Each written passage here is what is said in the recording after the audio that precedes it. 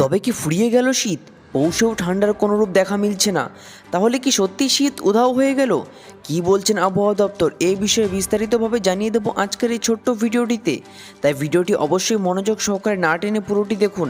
আর আপনার এলাকার আবহাওয়ার লেটেস্ট খবর পেতে এক্ষুনি আমাদের চ্যানেলটিকে সাবস্ক্রাইব করুন। তাহলে প্রত্যেকটি ভিডিও আপনি সবার আগে দেখতে পাবেন। তাহলে চলুন জানিয়ে দিই আবহাওয়া দপ্তর এ বিষয়ে কী বলছে। কলকাতায় আজ স্বাভাবিকের তুলনায় 4 থেকে 5 ডিগ্রি তাপমাত্রা বেশি থাকবে, যেমনটা বিগত বেশ কিছুদিন ধরে লক্ষ্য করেছি আমরা।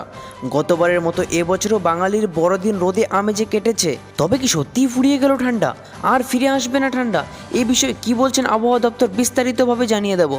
শুরুর দিকে ঠান্ডা কিন্তু বেশ খানিকটা প্রভাব ফেলেছিল, কিন্তু বর্তমানে বেশ কিছুদিন ধরে ঠান্ডা সেরকমভাবে প্রভাব ফেলছে না।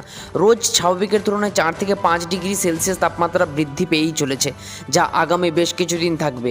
চলতি বছরে আর ঠান্ডা বাড়বে না এমনটাই জানাচ্ছেন আলিপুর আবহাওয়া দপ্তর। নতুন বছরে ঠান্ডার বেশ খানিকটা প্রভাব ফেলবে, তবে সেটা নির্ভর করবে ঘূর্ণবাতের উপর, কেননা বঙ্গোপসাগরে একটি ঘূর্ণবাতের ফলেই এমনটা ঘটছে বলে জানিয়েছেন আলিপুর আবহাওয়া দপ্তর। এদিকে দক্ষিণবঙ্গের পাশাপাশি উত্তরবঙ্গেও আবহাওয়ার সেরকম কোনো পরিবর্তন ঘটেনি। কোথাও ঠান্ডা সেরকমভাবে প্রভাব ফেলছে না, সবদিকে আমেজপূর্ণ আবহাওয়া চলছে। সব জায়গায় স্বাভাবিকের তুলনায় তাপমাত্রা বৃদ্ধি পেয়েই চলেছে, যেটি আরও আগামী কিছুদিন বজায় থাকবে। চলতি বছরে আর ঠান্ডা বাড়ার কোনো রূপ সম্ভাবনা নেই।